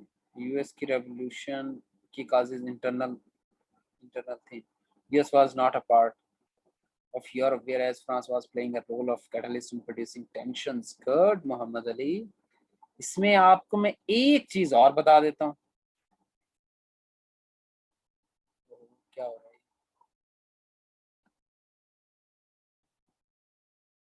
US revolution was a blood है, वाज अ ब्लड रेवोल्यूशन। ये रेवोल्यूशन ब्लड वाली नहीं है। इसमें आप रेन ऑफ टेरर आप पढ़ेंगे, बंदों को खत्म कर देते हैं, काट देते हैं गर्दनों से अलग। ऐसी मशीन बनाई हुई थी, सर रखो सर अलग गर्दन अलग। फ्रांस के अंदर US was not a part of Europe. ये अच्छा एक थोड़ा सा जवाब है, लेकिन इसको मैं थोड़ा सा ऐड कर देता हूँ। वो ये है कि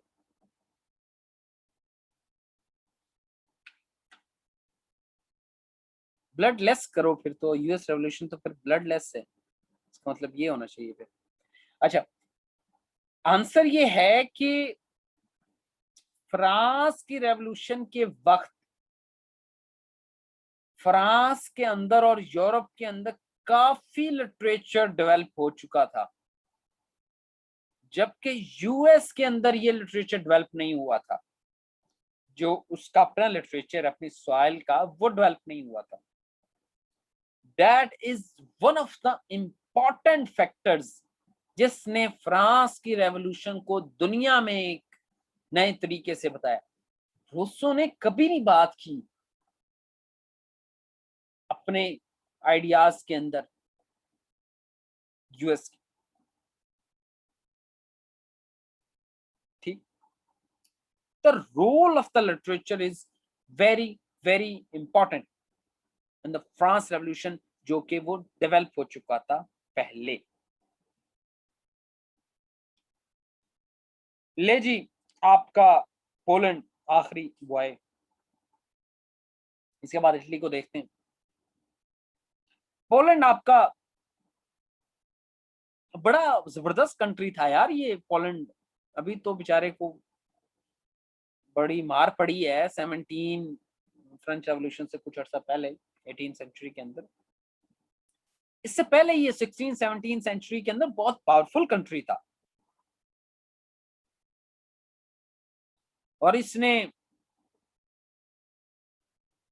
ऑस्ट्रिया का जो कैपिटल है वियना, वहां तक पहुंच गए थे आपके ऑटोमन्स। तो इसने मदद की ऑस्ट्रिया की और टक्स को हराया। जर्मनी की भी इसने बड़ी हेल्प की और ऑटोमन से बचाया इसने।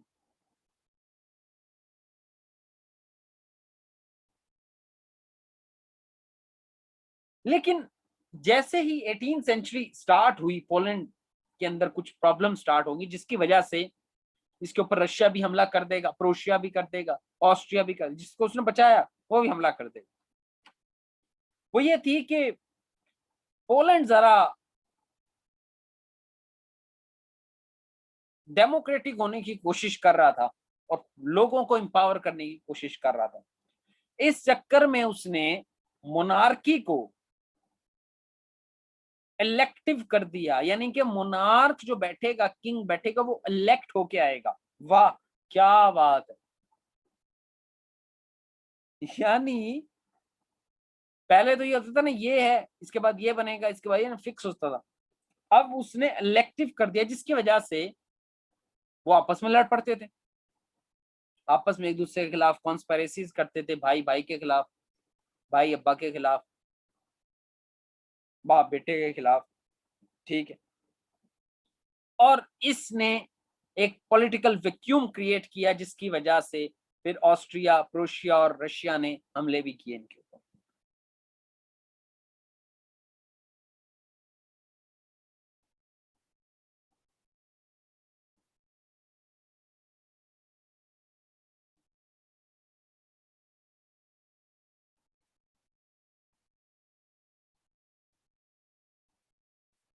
ठीक है। और वो वाला तो आपने अपने साथ रखना है जो कॉमन था इनके अंदर, पोलैंड के अंदर भी, हर कंट्री के अंदर, कि 3 क्लासेस होती थी और मेन पावर प्रिविलेज क्लास के पास थी, वो तो है ही है। बाकी छोटी मोटी चीजें, रिलीजियस डिफरेंसेस बहुत ज्यादा हो गए थे, इनइक्वालिटी वगैरह, वो आपने फिर जरा देख लेनी, वो कुछ ज्यादा इंपॉर्टेंट नहीं है, ठीक।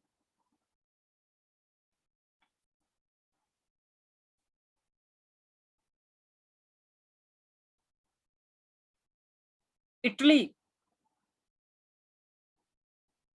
इटली के बारे में आपका आई थिंक ऑस्ट्रिया का बंदा ही कहता है, वो मेटरनिच, जिसका मैंने नाम भी लिखा था, ऑस्ट्रिया का ही था या बिस्मार्क था, जो जर्मनी को यूनिफाई करता है। इन दोनों में से किसी एक ने कहा था, वो चलो हम नेक्स्ट पढ़ लेंगे। उसने कहा था, और ये क्वेश्चन भी आया हुआ है आपकी यूरोपियन हिस्ट्री के अंदर भी और हिस्ट्री के अंदर भी।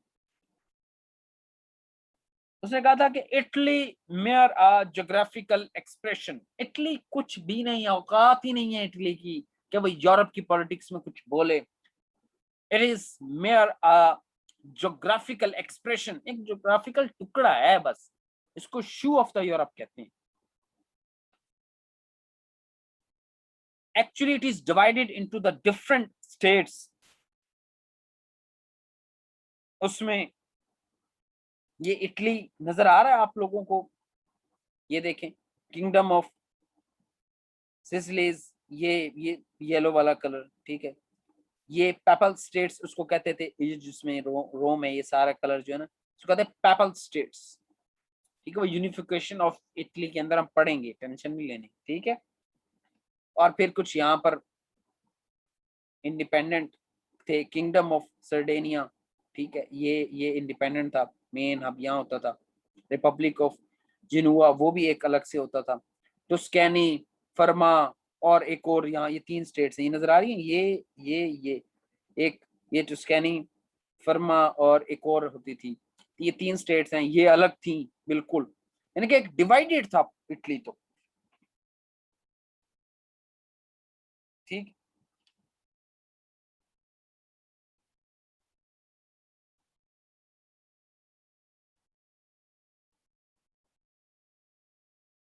इसी तरह स्पेन के अंदर भी मोनार्की थी और नोबल्स के पास काफी पावर थी, और पोर्चुगल भी इसी तरह, इनकी कोई बहुत ज्यादा इम्पोर्टेंस नहीं है। नेपोलियन की वॉर में हम जरा देख लेंगे। ये तो हालात थे जी, हालातों वाकयात अदर देन फ्रांस, क्रोएशिया के, जर्मनी के, ऑस्ट्रिया के, पोलैंड के, रशिया के, ब्रिटिश के, और ऐसे थोड़े बहुत इटली, स्पेन और पोर्चुगल।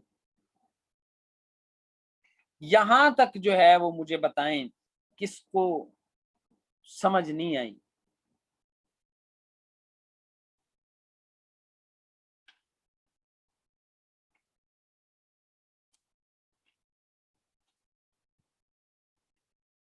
ओए किसी को समझ नहीं आई, हाय।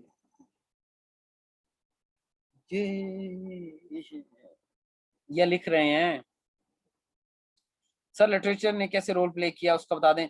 ये काफी लंबा सब्जेक्ट है, आ गई है। Okay Nazish, clear. फिलोसफी क्या है, फिलोसफी नाजिश आपका ऊपर वाला आपका क्वेश्चन है।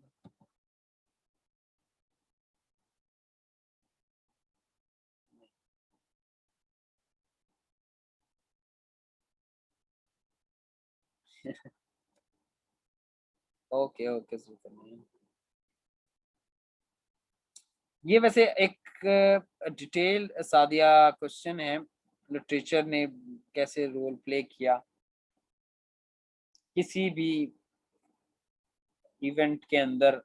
अगर आपका लिटरेचर डेवलप ना हुआ हो तो इवेंट अपनी इम्पोर्टेंस खो देता है, क्योंकि लिटरेचर ही वो प्लेस है जो कि आपको ये बताती है, जो आपके इवेंट्स को वर्ड्स की फॉर्म में सेव कर लेती है, चाहे वो एग्जेजरेट ही क्यों ना हो, चाहे वो एग्जेजरेट ही क्यों ना हो, एटलीस्ट सेव जरूर कर लेती है। फिर उसके ऊपर क्रिटिसिज्म की वजह से वो और डेवलप हो जाती है, वो इवेंट और डेवलप हो जाता है। यस, लिटरेचर ने बड़ा इंपॉर्टेंट रोल प्ले किया।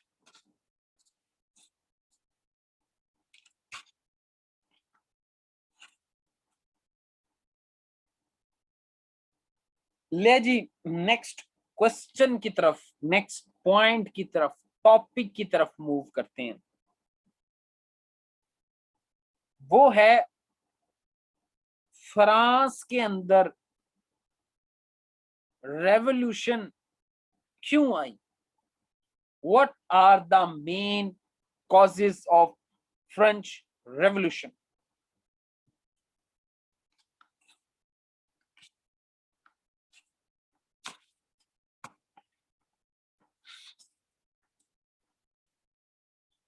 ये जो चीजें मैं आपको पढ़ा रहा हूं ना, ये चीजें ना बिखरी हुई हैं डिफरेंट बुक्स के अंदर, डिफरेंट साइट्स के ऊपर।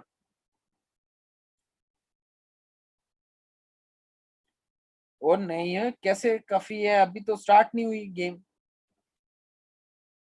स्टेमिना बढ़ाओ, इफ्तार नहीं किया हुआ, क्या रोजा भी नहीं रखा।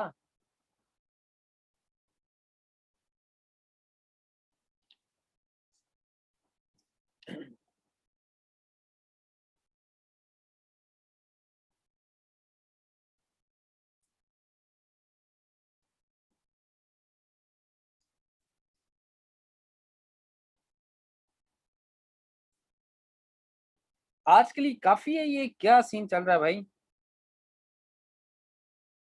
मुझे बता दें, पढ़ाने आगे थक ना गए हों।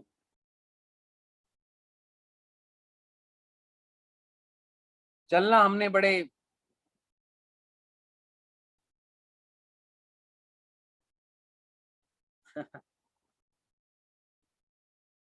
ब्रेक, 5, चलो 5 मिनट की ब्रेक कर लेते हैं।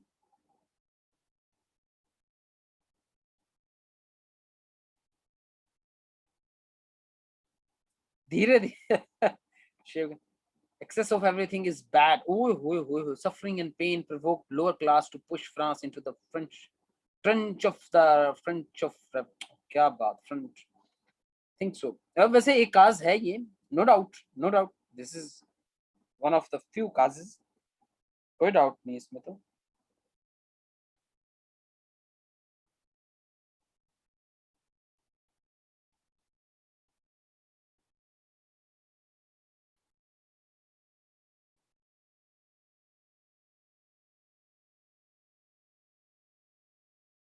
चले मुझे ये बता दें, फिर इसको हम कर लेते हैं कल, जरा कर लेते हैं आज आपके लिए, कहीं हिस्ट्री बहुत ज्यादा हैवी डोज ना हो जाए।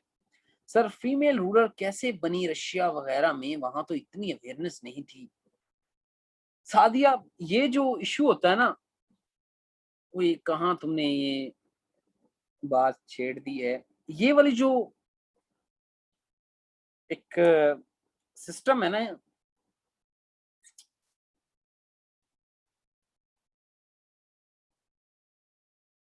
फीमेल जो है उसको डिफरेंट जगह पे डिफरेंट इश्यूज होते हैं। पहले तो इस चीज को समझना बहुत जरूरी है, यानी कि दुनिया की सारी फीमेल्स को एक ही तरह के इशू नहीं है। यूरोप की फीमेल को डिफरेंट इशू है, ईस्टर्न फीमेल को डिफरेंट इशू है, ठीक है। इसी तरह किसी को पावर मिल जाना इस बात की तायद नहीं है कि वो जगह या वो एरिया बड़ा वुमन को इंपावर कर रहा है। इसको एक और एंगल से ऊपर देखें आप, and that is the politics. Politics जब चलती है ना जी, तब ये जो हम इश्यूज डिस्कस करते हैं ना, डेमोक्रेसी, फेमिनिज्म, ठीक है जी, पेट्रियार्की, मेट्रियार्की, ठीक है जी, ये जो हम बातें करते हैं ये खत्म हो जाती हैं सारी बातें जब पॉलिटिक्स की बात आती है। अब हमने उधर डिटेल में जाना नहीं है कि ये रशिया के अंदर कैथरीन और ऑस्ट्रिया के अंदर मारिया थ्रीसा कैसे बनती हैं, लेकिन ये चीज हमें जरूर समझ आएगी कि पॉलिटिक्स इन सब आइडियाज से ऊपर है। जब पॉलिटिक्स ये कह रही हो, ये इजाजत दे रही हो, ये विंडो दे रही हो कि अगर मोनार्की को बचाना है तो इसको बना दो, तो फेमिनिज्म भी ओके है भाई, ठीक है। यानी कि आप मुल्क में देखें, आपने पाकिस्तान के अंदर है कोई जो है ना वुमेन एम्पावरमेंट, नहीं है। हम तो थर्ड लास्ट है मेरे ख्याल से, थर्ड लास्ट, यमन और अफगानिस्तान के बाद हमारा नंबर है ग्लोबल जेंडर गैप इंडेक्स के मुताबिक। लेकिन हमने प्राइम मिनिस्टर बना के मार भी दी, बीबी को मार भी दिया, बना भी दी। हमारे यहाँ डिफरेंट इशू है। वुमेन का किसी सीट पर बैठ जाना is not a kind of जो हम अचीव कर रहे हैं, that is one of the few achievements. उसमें कोई डाउट नहीं कि one of the few achievements हैं, but it is not actually the achievement.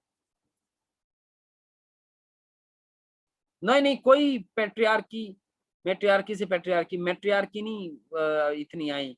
मैट्रियार्की आती कहाँ है, अभी तो दुनिया ने जो रिकॉर्डेड हिस्ट्री है उसके अंदर तो मिलती नहीं है हमें। हमारी तो ह्यूमन जो सिविलाइजेशन जो इस वक्त करंटली है वो तो है ही उसके ऊपर, पैट्रियार्की के ऊपर। मैट्रियार्की कहाँ थी, मैं जो आपको, मेरे पता नहीं मेरी बात समझ आई या नहीं आई, वैसे कि सवाल किसका था ये? सादिया का, सादिया एक ये बात पता नहीं समझ आई है आपको या नहीं आई। मेरा मेरा पॉइंट जो है वो क्लियर हुआ है। बंदा मैं बड़ा कंफ्यूज हूँ, तो ये ना हो कि आप कहें कि यार नो, नहीं आया, वो आना भी नहीं है। लंबी बहस है खैर।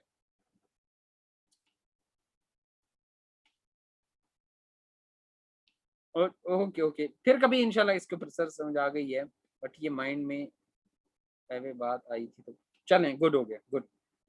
अली इसके ऊपर फिर इंशाल्लाह हम गप लगा लेंगे।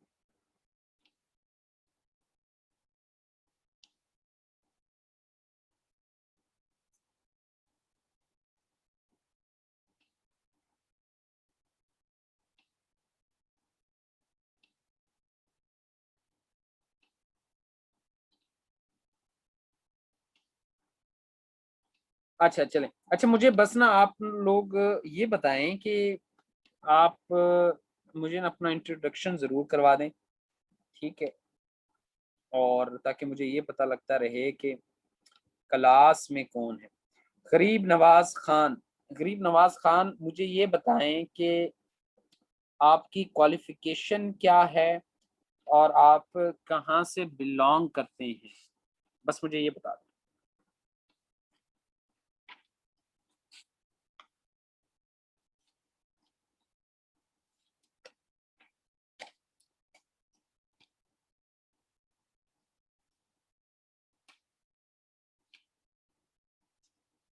जुल्कुरनैन हैदर, एमएससी फिजिक्स मुल्तान। जुल्कुरनैन जुल्कुरनैन जुल्कुरनैन, अच्छा जी, BSc अच्छे computer science from Jampur Rajanpur, good. Gharib Nawaz, that is very good. आपके लिए खुशखबरी आने वाली है। Sadia Zafar, MSc IT। ओ एक मिनट, ये ऊपर क्यों भाग रहे हैं? एक ही मैसेज में सब बताओ। मुहिब अली फ्रॉम सरगोदा, ओके सरगोदा वाले।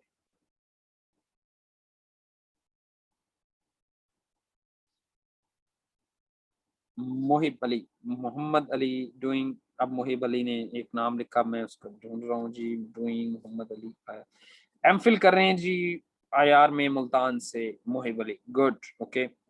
नाजिस नाजिश शब्बीर, मंडी बहाउद्दीन से MPhil applied linguistic. Oh wow, बड़ा डिफिकल्ट है। Tisham Haider from Kashmir Sindh, doing MSc criminology from very diverse country. ये हमारी जो क्लास है वो अपनी, हमारी जो कंट्री है डाइवर्स, उसको बड़ा रिप्रेजेंट कर रही है। कश्मीर सिंध, जबरदस्त। रोल नंबर 39, ये इसका क्या मतलब है तिशाम हैदर?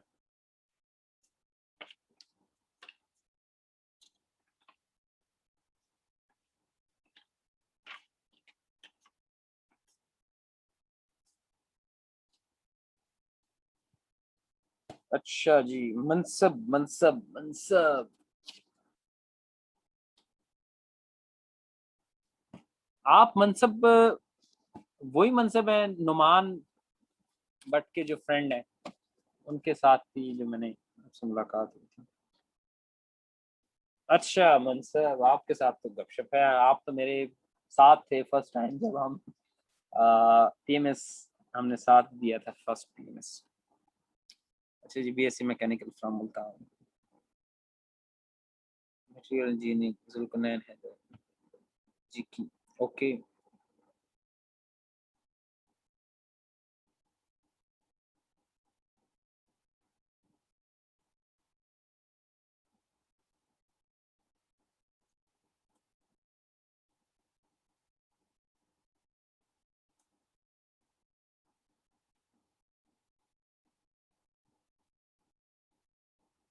मुबर्रा कमर,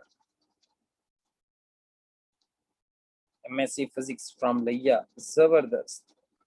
ये तो बहुत अच्छी बात है, क्लास तो काफी डाइवर्स है, काफी कुछ जो है वो सीखने को मिला। अच्छा जी, Mohammad Ali MPhil scholar discipline international IRUMT home town Gujrat, Gujrat से हैं मोहम्मद अली। हाँ आप मारिया, आप लोग तो ओल्ड स्टूडेंट हो, आप लोगों ने बड़ा असर खाया है मेरा पाकिस्तान स्टडीज के अंदर।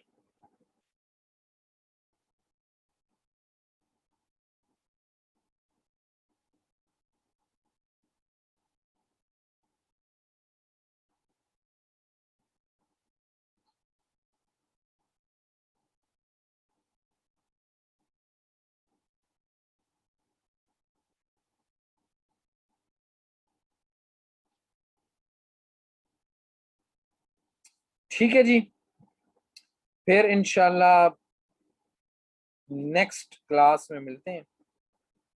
और रीडिंग रीडिंग अभी ना आप लोग नेट जो है ना उसको पकड़ें, और उस पे ना ये जो मैंने बताया है ना, condition before the French revolution, ये जरा पढ़ने की कोशिश करें, कैसी कंडीशन थी यूरोप की, मैप के थ्रू समझने की कोशिश करें, ठीक है। और उसके ना नोट्स बना लें, जो चीज़ आप वहां पर समझ रहे हैं ना उसके नोट्स बना लें, आज जाके जिस तरह बैठे हैं सर्च कर लें और देख लें, ठीक है। ये काम करें, अभी यही काम करें, फिर इंशाल्लाह बुक्स आपको पढ़ा। क्लास की टाइमिंग एहतशाम 9:30 PM हम स्टार्ट करते हैं क्लास, और इंशाल्लाह कल हम 11:30 बजे एंड करेंगे। कल ज़रा लंबी क्लास होगी क्योंकि हमने पढ़ना काफ़ी है।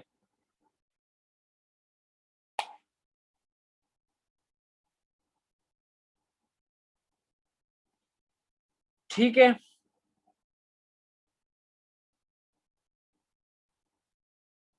मीटिंग आईडी वैसे आप ग्रुप में हो हैं तो आपको मिल जाएगी मीटिंग आईडी। ग्रुप जो है, जो रजिस्टर्ड स्टूडेंट हैं, आप अगर रजिस्टर्ड नहीं है तो आप अपने आप को रजिस्टर करवा लें, उस ग्रुप में एंटर हो जाएं, फिर आपको ये मिल जाएगी आईडी वगैरह, कोई इशू नहीं है इसका।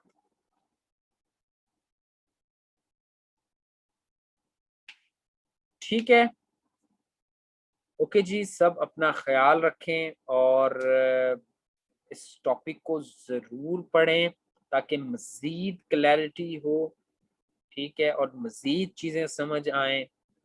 आराम आराम से सुकून से हिस्ट्री को लेकर चलना है हमने, और हम ज़रूर इसको पढ़ेंगे और क्वालिफाई करेंगे अगर आप हमारा साथ दें। ठीक है जी, अल्लाह हाफिज़।